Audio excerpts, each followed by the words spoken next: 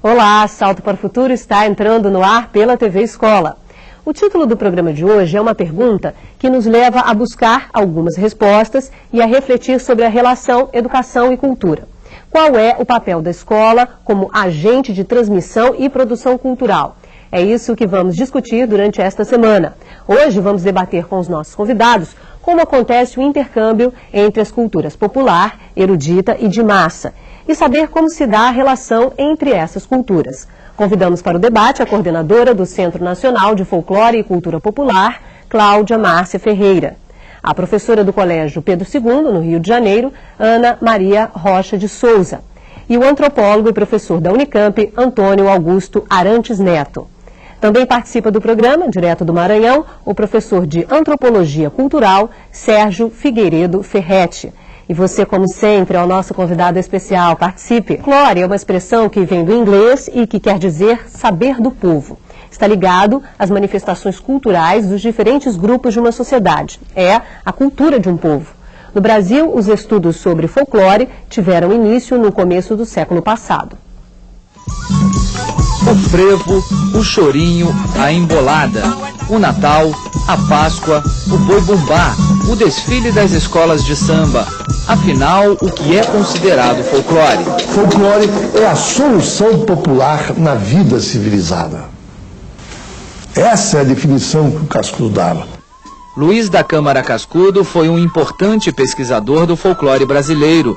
Silvio Romero, Mário de Andrade e Edson Carneiro são outros exemplos de estudiosos que se dedicaram a buscar no folclore a compreensão da nossa brasilidade. Se o folclore é a solução popular na vida civilizada, por que não converter o folclore no guia da nacionalidade brasileira? Uma nacionalidade que pode ser compreendida a partir das diversas manifestações culturais dos vários grupos que compõem a sociedade brasileira. Manifestações tradicionais, porém vivas e em permanente transformação. No Museu de Folclore Edson Carneiro, no Rio de Janeiro, a exposição permanente sobre cultura popular conta uma das muitas histórias possíveis sobre o povo brasileiro. A mostra começa pelo ciclo da vida. É muito forte a representação dos ritos do passado, do namoro, do casamento, do nascimento, do batizado, da infância, a puberdade e o trabalho também. Então aí a gente tem um universo enorme de representações de vários artistas, de várias comunidades que estão apresentando a forma como eles se relacionam, tanto uns com os outros, como na relação com o sagrado, com o profano, e como eles veem a vida, o ciclo da vida. As tecnologias tradicionais, como a tecelagem, o artesanato em barro e as produções de farinha, de mandioca e de cachaça, apresentam modos de ser e de viver de algumas comunidades. Trabalhos que mostram a relação do homem com a natureza, transformando a matéria-prima em produtos para sua vida e seu uso. A gente tem várias tecnologias de manufatura, de confecção de alimentos, de instrumentos de trabalho, de objetos para uso, de agricultura, de pesca. A fé e a religiosidade do povo brasileiro são expressas de diferentes modos. O catolicismo, a umbanda e o candomblé são exemplos dessa diversidade de crenças. A gente procura mostrar três religiões que são muito fortes aqui: o catolicismo popular, o candomblé e a umbanda. E a gente até mistura algumas vezes essas três coisas. Na passarela ecumênica a gente mistura essas representações dessas três religiões, porque faz parte da vida do povo brasileiro. A festa na cultura popular brasileira tem um significado importante. É considerado um momento em que há uma pausa na rotina do povo. As pessoas festejam, cultuam, se relacionam entre si. A presença da religiosidade também é forte em festejos como a Folia de Reis. Ela acontece no ciclo natalino, que vai do dia 24 de dezembro até o 6 de janeiro, que é o dia de Reis. Os grupos saem festejando o nascimento de Cristo, anunciando, entram nas casas, fazem os cantos. A exposição reverencia também o trabalho do artista popular. É a arte tendo como foco o indivíduo criador. Mestres como Vitalino, Chico Tabibuia e GTO, que com suas obras, contando a história do povo, contam também a sua própria história. Bom, primeiramente, obrigado pela presença de vocês. E eu quero começar com a Cláudia, porque a Cláudia, você é do Centro, né, Nacional de Folclore e Cultura Popular. E o museu, que a gente acabou de mostrar, é ligado ao Centro. E aí eu queria perguntar para você, como é que o museu pode ser um espaço para que o professor, ou para que a escola possa trabalhar esse conceito de folclore, que ainda é um pouco confuso para a maioria da população, né, Cláudia? Eu acho que programas como esse, né, são assim, excelente oportunidade da gente estar conversando com o mediador da maior importância nesse processo, que é o professor. O museu, eu acho que não só mediador para o museu, mas mediador para a questão que o museu trata, né? Quando você falou folclore, né? Folclore, a gente escuta esse termo usado de diferentes maneiras, né? Por vezes, até quando se quer dizer que uma coisa não é de verdade, você diz assim, isso é folclore. Então, isso é aquilo que está perdido em algum lugar do tempo, no tempo e no espaço, né? E que, como se não integrasse o cotidiano da vida das pessoas. E você mesmo apresenta o programa dizendo, quer dizer, a origem do termo é um termo datado, né? É um termo em inglês, é um neologismo, não existe essa palavra em português, folclore, né? Saber do povo. Na verdade, se a gente descarta o neologismo e trata do conteúdo dele, o saber do povo, a gente está falando de cultura popular e a gente está falando de uma coisa em permanente processo de transformação, né? Quer dizer, os conceitos são sempre datados. Eu imagino que, bom, qualquer palavra que a gente se refira, medicina, o que era medicina, quando cunhada a palavra e a prática, ela vai se transformando. A mesma coisa acontece com o folclore. Como é que o museu pode ajudar, né? Justamente mostrando que isso é um campo de estudos, né? E que o que a gente está, por exemplo, numa exposição como foi apresentado aqui para todos agora, os núcleos temáticos dessa exposição, o que a gente está fazendo, na verdade, é o desenvolvimento de um enredo, né? Como se a gente estivesse numa escola de samba defendendo um enredo daquela escola. Então, os objetos são os seus porta-vozes e as alas vão se apresentando. Acho que a própria linha, não sei se fica bastante claro, mas eu tenho uma intimidade com o museu, então quando a gente começa o primeiro tema, o ciclo da vida, na verdade é onde todos nós nos manifestamos coletivamente, né? Então, do nascimento, casamento, batizado, morte, relações de trabalho, e aí as tecnologias, quer dizer, o que o homem aplica nos processos da natureza para transformá-la, e isso vai acabar no momento da arte, a arte como o que transcende, né? Então passamos ciclo da vida, a tecnologia, a religião, a festa e a arte como transcendência, né? Então o museu pode ajudar e muito, porque ele é um instrumento acessível a um público mais amplo, né? Ok. A Ana desenvolve um trabalho juntamente com o museu. Como é que é esse trabalho e como é que você começou a desenvolver? É verdade. Esse trabalho tem uma história, né? Ele também é um trabalho datado. E eu acho que a riqueza maior desse trabalho foi assim, a possibilidade de operar transformações, né, na minha visão de folclore enquanto professor, né, e tentar trazer essas transformações também para o cotidiano da escola, né. Então, o que eu tive na minha formação enquanto educadora, né, foi uma visão de folclore fragmentada, né, aquela questão do folclore da região Nordeste, folclore da região Sul, folclore da região Sudeste, né. E que ignorava completamente as migrações que ocorrem nas manifestações, né? Quer dizer, o que hoje está acontecendo no norte, né? Amanhã, através de um fluxo migratório, né? Vem para a região sudeste e está acontecendo do lado da minha casa, né? No terreno vizinho, né? Então, eu acho que o grande ganho, né, dessa parceria com o Museu do Folclore foi poder perceber essas transformações todas que ocorreram até dentro do espaço do próprio Museu do Folclore, né? Hoje, quando você passa pelo museu e percorre essa trajetória, você já consegue perceber que existe muito mais coisa a ser vista na questão folclórica, né, do que a questão da divisão em regiões, né?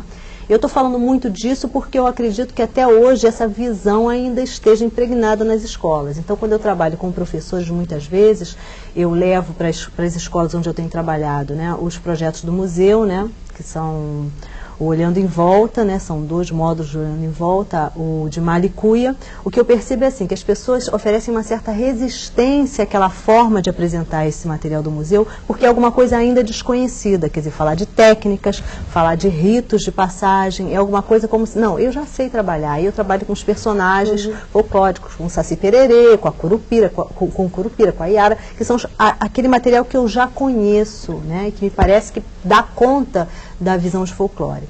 Eu acho que é importante para o professor poder ampliar um pouco esses limites do folclore e trabalhar, né, com o que está acontecendo na sua comunidade, né, no terreno vizinho à escola, né, o material que o seu aluno está trazendo. Então, eu acho que é importante, foi importante no meu trabalho, poder começar a trabalhar coletando materiais na comunidade, organizando esses materiais, né, trazendo sentidos, dando sentido a esses materiais, né, através de textos, de histórias, né, de explicações sobre essa relação do homem operando, transformando, né, a natureza e criando sentidos para os objetos, né, para as comemorações, né, para as celebrações. O que te motivou? Foi você quem procurou esse trabalho? O que motivou você? Na verdade, eu comecei esse trabalho como professora de literatura, né?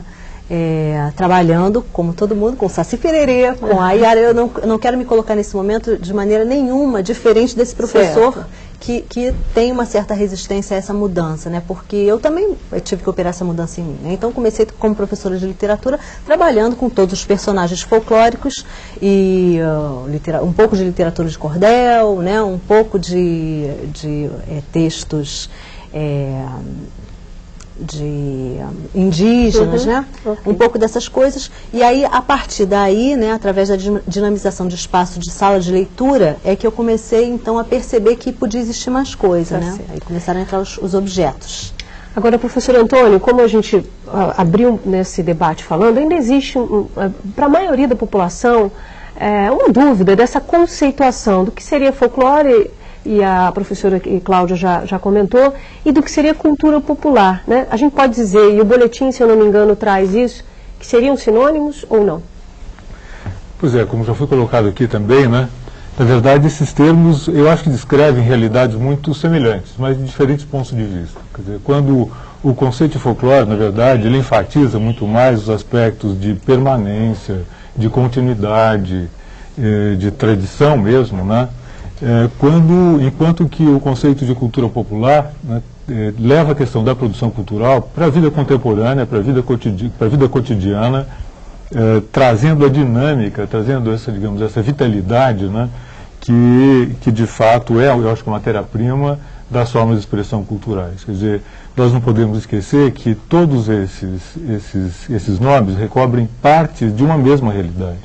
Até se nós pensarmos, assim, que você enumerou na abertura do programa, né, cultura de massa, cultura de elite, eu acho muito interessante observar, por exemplo, de que maneira uma manifestação cultural que é identificada inicialmente como folclórica migra para a cultura popular, se a gente quiser considerar a cultura popular como aquela produzida pela indústria cultural, ganhando uma dimensão de massa, e como eventualmente ela pode inspirar, e muitas vezes inspira, o trabalho do artista erudito.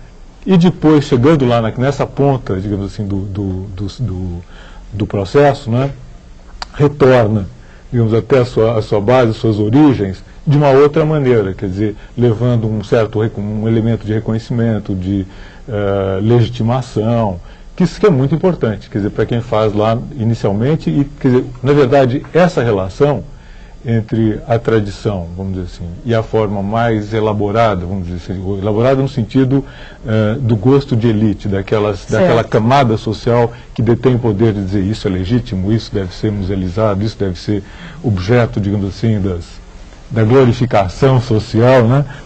Isso volta, quer dizer, vai e volta, quer dizer, um legitima o outro.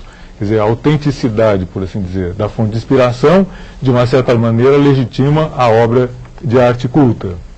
Ao mesmo tempo que o fato do artista culto ter se apoiado muitas vezes numa criação popular, leva de volta aquele público que inicialmente não tinha contato com aquele produto a admirar aquela forma aquela expressão artística. Aconteceu isso na Europa no século XIX, música de Chopin, por exemplo, e e as famosas poloneses, né, referência à música polonesa, Tchaikovsky, as tradições russas, Villa-Lobos e as tradições musicais brasileiras. Esse vai e volta é muito rico, muito interessante. Ok, nós já temos uma participação, a primeira dessa série, e é da Andréia, do Tocantins. Oi, Andréia. Olá. No boletim fala que, em vez de tentarmos definir o que é certo ou errado em matéria de folclore, devemos compreender os muitos caminhos pelos quais permanece vivo e se transforma. Sabendo que nessa era de globalização, os nossos jovens ficam muito aficionados pelo que se diz o que é estrangeiro, entre aspas, né? Eu até recordo de uma certa ocasião que certo grupo de alunos foi perguntado por que eles usavam muito as cores dos Estados Unidos. E eles falaram literalmente com essas palavras que era mais fashion. Então eu pergunto, como fica a perspectiva do professor perante essa globalização de folclore e cultura popular? Boa noite a todos e obrigada. Obrigada, Andréia. Muito obrigada mesmo pela sua participação, a primeira dessa primeira série do ano. Valeu. Cláudia.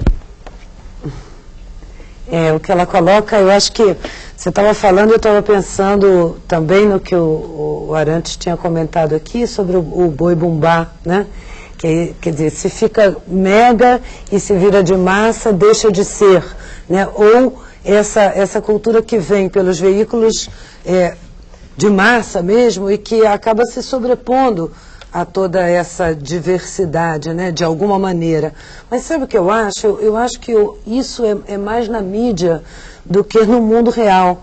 Quer dizer, no cotidiano das comunidades e dessa diversidade, é evidente que existe um assolamento, né, muito mais em canais amplos de massa do que na realidade, né? Eu me lembro assim, hoje a gente fala muito da globalização e em 1947, quando o movimento, o chamado movimento folclórico brasileiro ganha corpo com uma comissão internacional, uma comissão nacional, né, que integrava a Unesco, eu me lembro que ali, quer dizer, o receio era pela extinção das expressões populares. Então, o centro é herdeiro de uma instituição que se chamava Campanha de Defesa, quer dizer, havia uma urgência muito grande em resguardar, em preservar. Então, eu fico me perguntando também, quer dizer, se no processo de globalização, né, também não existe um certo movimento igual àquele momento, né?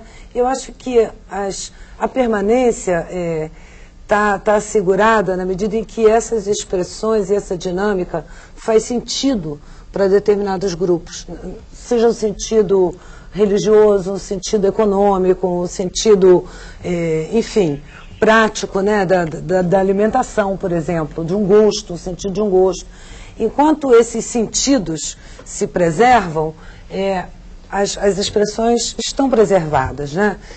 E essa interação também, por outro lado, ela é muito assumida e reassumida pela expressão, pela tradição e retransformada, né? Não são efetivamente processos estanques, acho. Ok, a gente já tem outra participação e é da Sandra aqui do Rio de Janeiro. Olá, Sandra.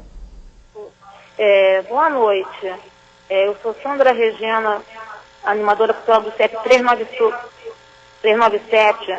Estou falando do teleposto São João de Meriti. Como levar o aluno a entender a importância do folclore na sua vida, já que ele é sujeito dessa construção? E por que será que tendemos a falar do folclore como uma ação do passado? Obrigada, Sandra, pela sua participação hoje aqui no Salto. E eu vou passar essa pergunta para a Ana Maria. Como é que você viveu isso com seus alunos também? Eu acho que, na verdade, ela já toca nas questões-chave, né? Que são realmente mostrar para esse aluno que ele é sujeito desse processo, ele não é um objeto, né? Quando você fala do folclore como uma questão do passado, como uma questão distanciada geograficamente dele, você provoca entre o seu aluno e esse objeto de conhecimento um distanciamento. Na verdade, eu acho que é começar a trabalhar a partir do que ele está trazendo da realidade dele, né? Quais são os valores daquela comunidade, o que aquela comunidade produz, né? De onde veio, qual foi a origem daquele trabalho, por exemplo, né? Aquela comunidade, de repente, produz pipas, né? Faz um festival de pipas. E de onde é que surgiu isso, né? Qual foi a origem? Tentar resgatar o que tem significado para aquela comunidade, né? Para que aquilo se torne valor para ele, né? Ainda falando sobre a questão anterior, né, que foi colocada, eu acho que essa questão da valorização do estrangeiro, né, do que não é nacional e tal, tem também muito a ver com essa questão de valores. Na verdade, sempre houve um intercâmbio, né? Antes de ser os Estados Unidos, era a França, e sempre o Brasil, de certa forma, trocou, né, com outros países. E eu acho que a questão é resgatar o que é valor, entendeu? Então, o que é o valor para o seu aluno, o que ele produz, né, o que aquela comunidade produz, o que é valor para aquela comunidade. E aí você vai chegar não apenas às cores, aos objetos, mas também às formas de se portar no mundo, né, de religiosidade, que são valor para aquele. Se isso não for apresentado a ele vai achar que a única coisa que é fashion é a bandeira, são as cores da bandeira do Estados Unidos. É a festa do boi, ou o carnaval, entendeu? Uma coisa que não tem relação com a vida dele. Tá certo. A gente tem perguntas já com a Mônica, né, Mônica? Temos várias perguntas, Bárbara. É muito bom a gente começar o programa cheio, né, com tanta participação. Várias perguntas.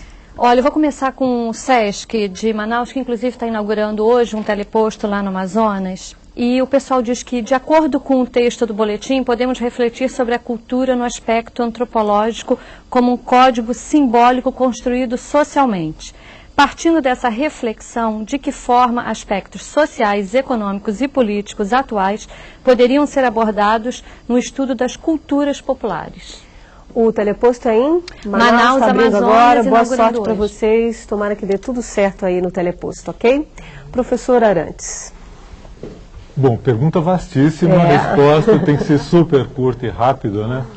Mas eu acho que é uma questão muito oportuna, porque, de fato, ela até se relaciona com uma questão que está sendo apresentada e discutida anteriormente, né?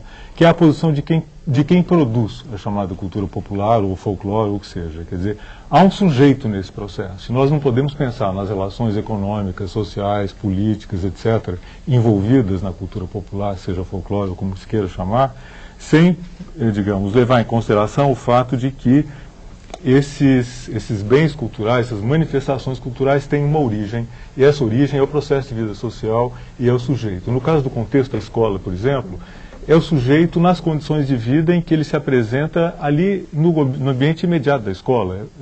É o professor com a sua experiência local, regional, e evidentemente tudo aquilo que ele vê nos livros e tudo mais. O seu aluno é aquilo que ele pode intercambiar com os alunos, porque é muito frequente a gente ter em situações de sala de aula, que sou professor a vida inteira e tenho uma grande experiência também nisso, uma dissociação entre o conceito que você passa, quer dizer, para o aluno é muito difícil assimilar ou associar o conceito que você passa à realidade que ele está vivendo. Então, para entender as dimensões sociais, políticas, econômicas da produção da cultura popular, você tem que entender quem produz isso e por que está produzindo, né? Ok. Bom, no próximo bloco vamos acompanhar os alunos de uma escola do Rio de Janeiro numa visita a uma exposição sobre folclore. Não saia daí, a gente vai para um rápido intervalo e volta já. Em um país tão grande e multicultural como o Brasil, são diversas as manifestações que compõem a cultura popular.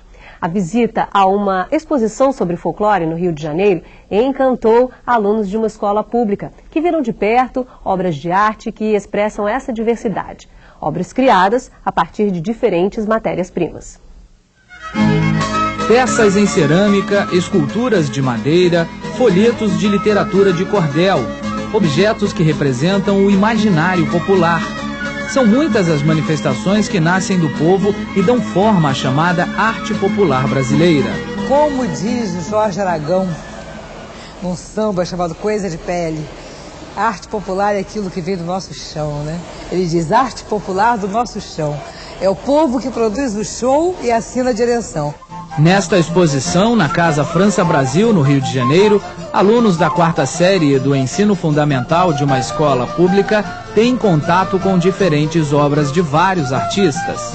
Essa exposição aqui tem basicamente obras de barro e madeira. São duas coleções muito importantes, a do João Maurício e a do Paulo Pardal. Essa primeira parte dela aqui são obras do João Maurício. Então a gente vai conhecer peças pequenas e peças maiores, em barro e madeira. Vamos lá? Vamos! As peças em barro e madeira foram produzidas em diferentes localidades do país. pequenas ou grandes, expressam a criatividade de artistas como Chico Tabibuia, do Rio de Janeiro, que com sua arte materializa as imagens de seus sonhos. O que a gente pode ver aqui nessa imagem do Chico Tabibuia? Saci! E por que a gente reconhece o Saci nessa madeira? Uma perna só. O gorro, né, que lembra o gorro do Saci. Que é uma perna só, o Saci pula numa perna só, né? Os alunos passeiam conhecendo obras de outros artistas. Descobrem, por exemplo, que em regiões como no Vale do Jequitinhonha, em Minas Gerais, o barro é transformado em arte. E o artesanato ganha brilho e utilidade com a produção de moringas que servem para guardar e refrescar a água. A religiosidade também está presente na exposição sobre cultura popular. Na visão do artista, no presépio de Caruaru, em Pernambuco, o nascimento de Jesus Cristo se dá em um cenário tipicamente brasileiro. O presépio, assim, é um pouco diferente também do que a gente conhece, porque ele é assim, de figuras pretas, assim, com a pele mais queimada. Além do presépio, os alunos também observam as figuras que caracterizavam a proa das embarcações do Rio São Francisco. As carrancas de Francisco Guarani são uma atração à parte da exposição. O toque genial do escultor baiano marcou época. Diz a lenda que essas esculturas, meio bicho, meio gente, serviam para proteger pescadores com medo de assombração. É o que bota no barco para assustar o minhocão, para não engolir o pescador. A gente pode sair de uma exposição como essa e trabalhar, por exemplo, língua portuguesa, trabalhar os textos. Nós podemos trabalhar as regiões, né, trajes típicos, a cultura regional, né, de acordo assim com o programa de cada série, que é o que eu procuro fazer na 4ª série, na 3ª série, quando eu leciono nessas turmas. Quando você seduz a criança para um trabalho como esse, você está trabalhando para o futuro, está trabalhando no presente, está trabalhando no futuro. Né? Você está reafirmando a questão da identidade, você está trazendo uma informação de cultura absolutamente essencial para a formação da criança.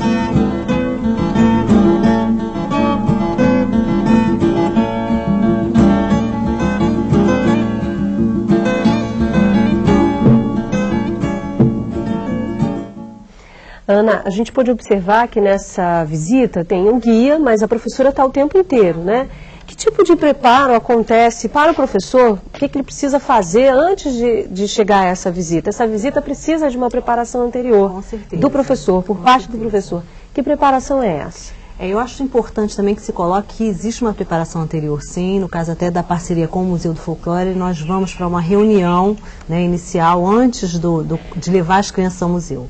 Agora, que essa reunião inicial também não seja vista pelo professor como alguma coisa assim, que ele, a partir daquela reunião, né, ele tenha domínio sobre todas as questões que estão sendo colocadas ali. Porque, na verdade, quando ele está se colocando em contato, né, com questões ligadas à produção de cultura popular, à questão do folclore, na verdade, ele também está se colocando diante de questões que ele não conhece inteiramente. Eu acho que essa postura do professor que busca, tudo bem, né, o contato com o museu e vai para lá fazer um contato inicial para não chegar completamente desorientado com relação à condução da sua turma. É uma postura importante, mas também é importante que ele vá com a abertura do aprendiz, do sujeito que aprende também, né? O professor está aprendendo o tempo todo, né?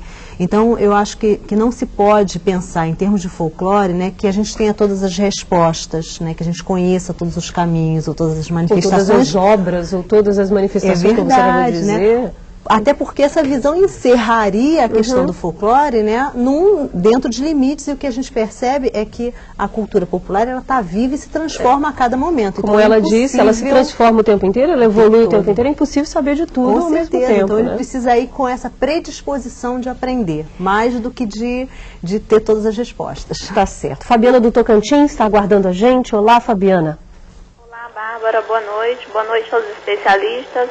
Nós falamos da Escola Onesina Bandeira em Iracema do Tocantins, e nosso questionamento é o seguinte: com tanta diversidade de religiões dentro do nosso folclore, como enfatizar tais conhecimentos em sala de aula sem intervir nas particularidades religiosas dos nossos alunos? Boa noite, obrigada. Obrigada, Fabiana, pela sua participação. Volte mais vezes, a gente aguarda você, tá bom? professora Arantes, ela toca numa questão realmente importante. A gente falou lá no primeiro vídeo, se não me engano, que a religiosidade está marcada, está presente em muitas das manifestações, das obras de arte, enfim. E eu entendo a preocupação da Fabiana, porque essa questão é uma questão que está sempre aqui no Salto, é que muitos pais, às vezes, a família acha que o fato de você estar tocando nesse assunto, dentro de sala de aula com pessoas que têm religiões diferentes, não entendem isso como uma parte do trabalho, talvez o professor está ali induzindo a ele a ter uma determinada religião. Eu acredito que essa seja a preocupação da Fabiana. E é uma preocupação muito válida. Tenho trabalhado bastante com artesanato, por exemplo, né? Na questão do artesanato, poderia até pensar que esse problema poderia não estar presente. E até no artesanato ele se apresenta quando a gente fala, por exemplo, a respeito da execução do chamado artesanato, peça de artesanato expressivo, que tem ligação com literatura de cordel, poesia, etc. Há certos grupos religiosos que não recomendam, digamos assim, que os seus adeptos desenvolvam essas atividades. Então é muito legítima essa preocupação. Agora, eu acho que é importante em sala de aula estabelecer uma distinção entre a informação que você transmite aos seus alunos e os valores que você atribui a essas informações. Ou seja, o sentido dessas informações para você, enquanto ator, agente do processo social. Porque eu acho que seria muito, quer dizer, exatamente pelo fato de que existe uma pluralidade de religiões, isso até mostra a riqueza que é o ser humano, que é a cultura, do ponto de vista da produção de universos simbólicos, do ponto de vista da produção, inclusive estética.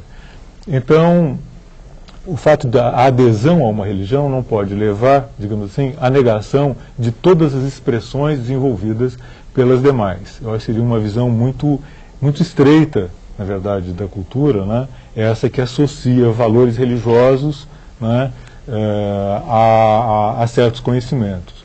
E pegando um pouco o gancho na questão dos conhecimentos, eu acho que é muito importante, a gente, sobretudo pela temática desse programa, não esquecer que os conhecimentos, as informações, os valores, eles são sempre ancorados na vida cotidiana.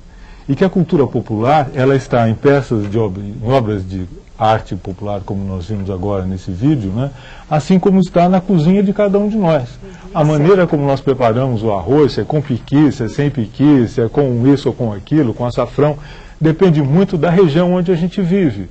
Então, há maneiras e maneiras de fazer o arroz e feijão, assim como há maneiras e maneiras de ser brasileiro. Por isso é que é muito difícil pensar em termos de cultura popular como uma coisa homogênea, idêntica para todos nós. Então é importante manter essa diversidade e o respeito pela diferença. E pensar nisso, né? A gente vai agora para o Maranhão falar com o professor Sérgio Figueiredo. Olá, professor. Boa noite. É muito interessante participar desse programa, por causa dessa diversidade de regiões do Brasil. Agora, eu queria propriamente não fazer uma pergunta, mas uma complementação, lembrando que no Maranhão nós temos também alguns museus de que se pode ver o folclore e a cultura popular na capital. No interior é mais complexo, a gente não tem esses museus. Mas as pessoas do interior podem ver o próprio folclore, né, em prática. E os professores, eu acho que podem levar os seus alunos a ver esse folclore. Agora, uma colocação que, em relação ao que eu li no boletim, é que foi colocada uma questão, se colocou como a festa das bruxas, por exemplo, que hoje em dia está muito em moda no mundo atual, né? Como é que a gente pode encarar essa festa se for incluída no folclore? E aí, aqui hoje se valoriza muito o alternativo, né? O alternativo, porque o folclore, para não dar essa conotação do folclore como uma coisa do passado, né? E aí eu queria só mais um aspecto. Há pouco tempo eu soube aqui que num terreiro de Minas do Maranhão havia um grupo que estava fazendo uma festa das bruxas, que a gente sabe que é uma coisa que não tem nada a ver com a realidade brasileira, né? É uma coisa importada. Bom, é curioso isso, porque eu queria dar essa complementação, porque como a gente encarar esse fato diante da globalização do mundo de hoje. Obrigado. Obrigada, professor Sérgio. Daqui a pouco a gente vai tentar voltar com o senhor. E aí eu quero falar com a Cláudia. Ele está citando, eu acredito, que é o Halloween, é o chamado Halloween, né, que agora já existem festas no Brasil, já tem um tempo. A gente já se apropriou disso e virou alguma coisa nossa ou não? Eu acredito que não, né? Pelo contato assim bem distante que eu tenho com essa expressão. Na verdade, acho que no plano da escola, né, tem toda uma é um evento muito ainda ligado à questão de um comércio de máscaras e de um ato ali no âmbito da escola que eu acho muito diferente até das comemorações do chamado Dia do Folclore, né? Quer dizer, que a gente estava discutindo aqui a questão do restringir o dia do folclore, ou esse campo, como o professor Ferretti coloca numa área de passado, então nós teremos que só rememorar nos museus ou nas festividades escolares, né? E eu acho que a Festa das Bruxas é uma outra questão. Eu entendo que o Ferretti coloca, quer dizer, isso vai tomando ou não corpo. Eu acho que hoje ainda Você acha que é possível haver essa transformação e virar alguma coisa que não seja o Halloween, seja outra coisa? Eu acho que o que é importante, na verdade, é que a gente possa valorizar essas outras tantas que temos, né?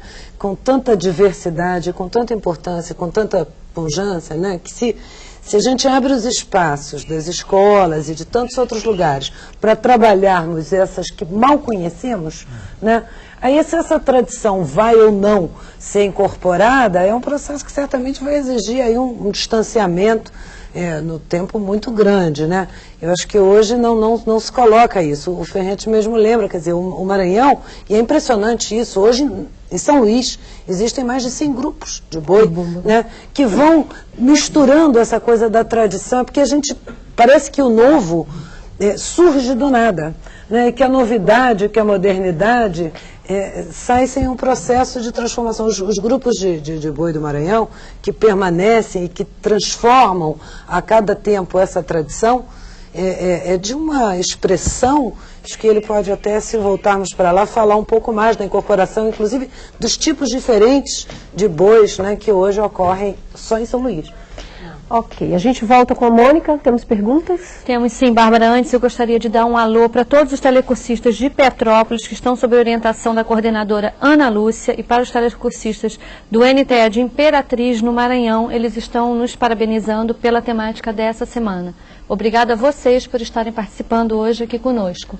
E a pergunta é da Cisene Narciso de Anápolis, Goiás. Se para entender folclore é preciso conhecer um pouco de sua própria história, seria então importante que tal assunto fosse trabalhado de forma mais abrangente durante todo o ano letivo e não apenas no seu dia específico, 22 de agosto. De que maneira os professores poderiam adaptar o assunto ao seu currículo anual? Pode. Eu quero até complementar e dizer, essa foi uma discussão do projeto pedagógico da escola, faz parte da escola em que você está? Faz parte, inclusive os PCNs vêm trazendo, né? Não a questão específica do folclore, com esse termo, né? Mas quando se fala dentro dos PCNs de pluralidade cultural, né? Na verdade está se falando, né, de trabalhar com essa riqueza e com essa diferença, né, de culturas dentro do país, né, de manifestações culturais dentro do país. Então, isso já integra o cotidiano das escolas, até por uma determinação legal, deveria integrar, né? Eu acho que a gente precisa se apropriar desse conceito, né? Procurar ler um pouco mais, discutir com os colegas para produzir dentro do projeto pedagógico da escola alguma coisa que tenha relação com isso, né? Eu acho que com certeza o caminho é esse. E aí eu queria passar para o professor Arantes e perguntar o seguinte, a gente já fez uma definição mais ou menos do que é a cultura, tá certo? O boletim diz que a rede de significados e práticas de um grupo social é o que chamamos de cultura. O professor pode ir nessa linha, de acordo com o que está no boletim, pensar dessa maneira? Exatamente, só que eu acrescentaria que a cultura sempre se relaciona a uma determinada categoria social, o grupo humano, o grupo social, quer dizer, não são valores em abstrato, flutuando no vazio, flutuando quer dizer, é muito importante você sempre relacionar a cultura a grupos sociais específicos, né? E nisso, a questão das diferenças regionais, além das diferenças de valores que nós falamos antes, né, são absolutamente fundamentais. E são válidas, eu acho que é importantíssimo, né, valorizar essas diferenças, quer dizer, e é muito bom que você tenha um bom museu de folclore, como é o caso que nós temos um aqui no Rio de Janeiro, né? Ele não precisa necessariamente espelhar toda a variedade do país, Mas essa variedade do país, ela deve ser estimulada, porque é riquíssima. Agora, isso é um repertório, um recurso que as pessoas Como o têm. professor Ferretti disse, por exemplo, em algumas regiões não existem museus, né? No interior não tem museu, mas tem a própria produção local sendo vista ali. Então, se o professor não tem acesso a um museu próximo na sua região, há que se pensar nisso que está próximo dele. Né? Exatamente. Agora, eu acho que isso também não deve nos levar a esquecer a importância da produção de material didático. Tá certo. Eu acho que é absolutamente fundamental que as instituições, digamos, responsáveis pelo desenvolvimento do ensino, da educação no país, né, se dediquem também à produção de um material que possa ser, exatamente como esse programa, por exemplo, né, que possa levar e disseminar a informação pelo território nacional como um todo. Uhum. Ter um conjunto de pranchas que possam ser usadas em sala de aula, enfim, vários materiais, isso é absolutamente necessário. E a gente vai para a participação da Lucimar aqui do Rio de Janeiro. Olá, Lucimar. Orientadora de aprendizagem Lucimar, do teleposto de Três Rios, casa do professor, e gostaria que vocês me orientassem o seguinte: algumas manifestações culturais, elas têm origem na Igreja Católica. Então, determinadas festas, determinados folguedos, por exemplo, festa junina, dia de São João, Santo Antônio, então ela tem uma ligação com a Igreja Católica. E os nossos alunos hoje em dia, infelizmente, eles não estão assim tão religiosos, né? Então o que acontece? Chega no dia da festa junina, vai lá, dança, meio que no automático, porque a mãe pediu, porque o pai acha bonitinho e tudo. E em contrapartida, temos alunos também que têm religiões que não acreditam nesse tipo de culto. Então quando você fala de Saci Pererê, mula sem cabeça, curupira, eles associam ao mal. Mas quando você trabalha o dia de São Cosme e São Damião, é um problema, porque o aluno que está doido de vontade de pegar o doce, de comer o doce, não pode porque a igreja não permite. Então eu sempre tive problema em tratar essa situação com os meus alunos. Gostaria que vocês dessem sugestões de atividades que eu possa realizar para desenvolver isso com eles. Boa noite, obrigada. Obrigada, Lucimar, pela sua participação hoje aqui no Salto. E aí, Cláudia, é o que comentávamos antes, né? Muitas das vezes as famílias não querem que aquele assunto seja discutido, o professor tem dificuldade de trazer o assunto para a sala de aula. Como é que você vê? Eu acho que nós não vamos ter sempre soluções, né?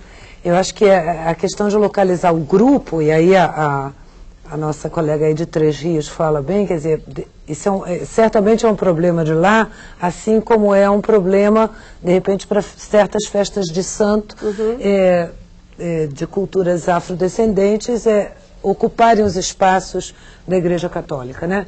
E que são conflitos permanentes. Nós não temos isso.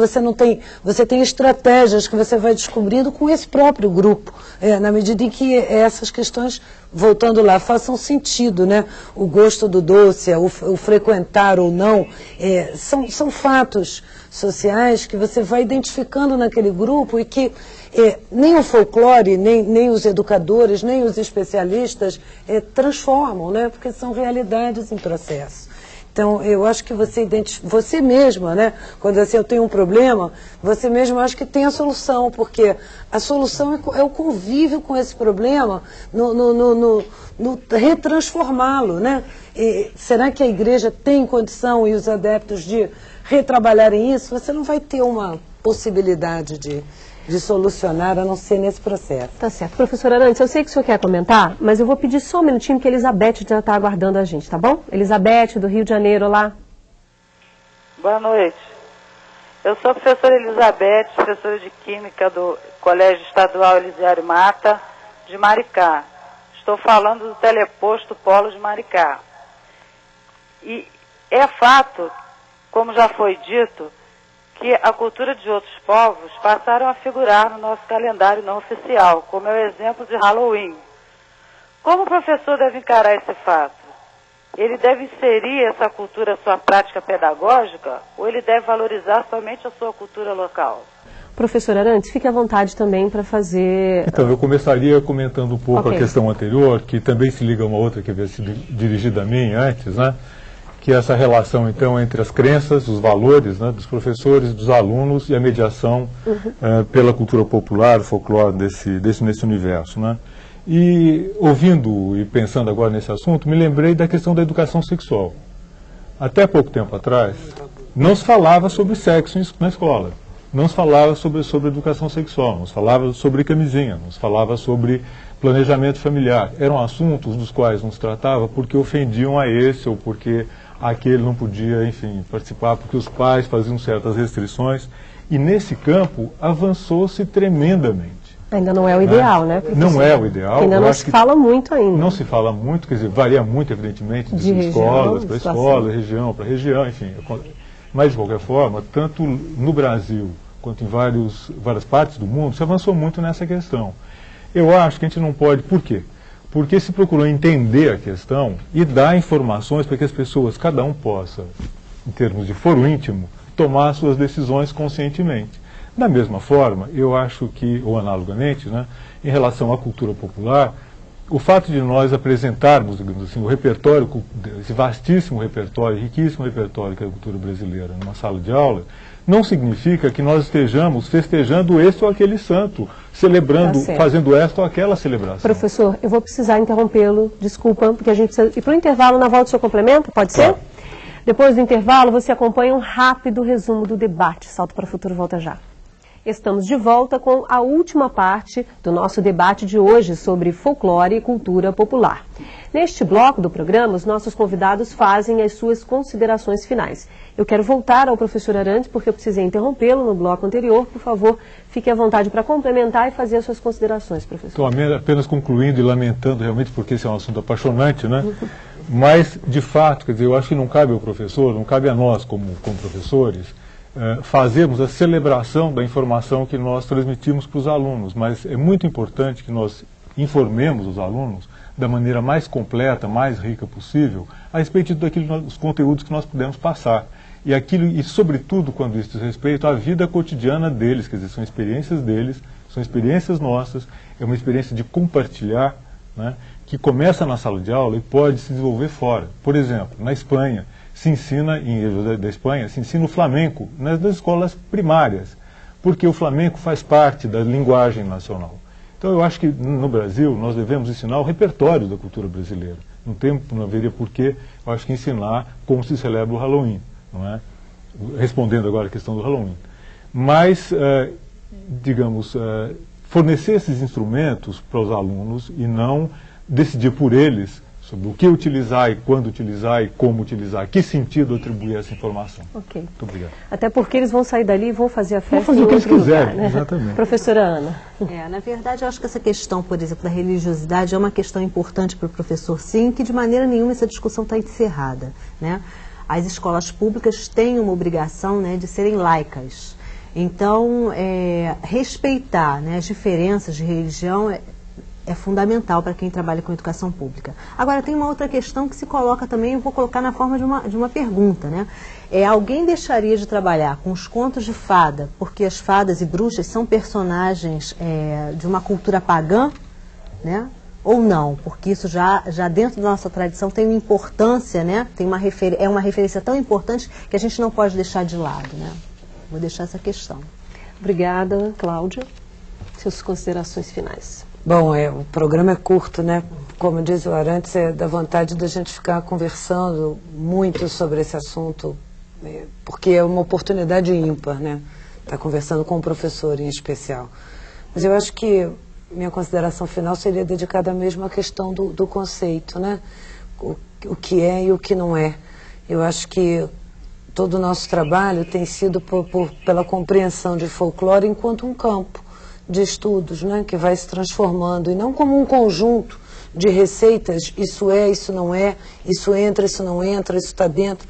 Quer dizer, voltando mesmo para essa perspectiva de cultura, né, cultura enquanto conjunto de significados para determinados grupos. Eu acho que se nós estivermos sempre atentos a essa questão, quer dizer, quando estivermos trabalhando com folclore, na data, ou ampliando essa data, que nós estamos falando de expressões de pessoas, que pessoas são essas, e como é que essas expressões se processam, tentar entendê-las e que importância elas têm para aqueles grupos, né? A gente vai estar fazendo uma enorme contribuição nesse processo de globalização para manter a diversidade cultural, né? E isso é no caso brasileiro, isso é uma riqueza extraordinária. Ok, bom, o Salto para o Futuro de hoje fica por aqui. Eu agradeço as participações da Cláudia Márcia Ferreira, coordenadora do Centro Nacional de Folclore e Cultura Popular, da Ana Maria Rocha de Souza, professora do Colégio Pedro II, no Rio de Janeiro, e do antropólogo e professor da Unicamp, Antônio Augusto Arantes Neto. Eu agradeço também ao Sérgio Figueiredo Ferretti, professor de Antropologia Cultural, que participou do programa direto do Maranhão. Gostou do tema do programa, mas não tem os textos do boletim? Bem, você pode encontrá-los na nossa página na internet. Lá estão todos os textos desta série, o cronograma com os temas dos próximos programas e mais. Você ainda pode nos enviar mensagens sobre as suas experiências. Anote o endereço www.tvbrasil.com.br/salto. No programa de amanhã vamos falar sobre as festas populares. Não perca! E você fica agora com um trecho da primeira documentação cinematográfica da cultura popular brasileira, produzida no norte e nordeste do país na década de 30, sob a orientação de Mário de Andrade. A gente se vê.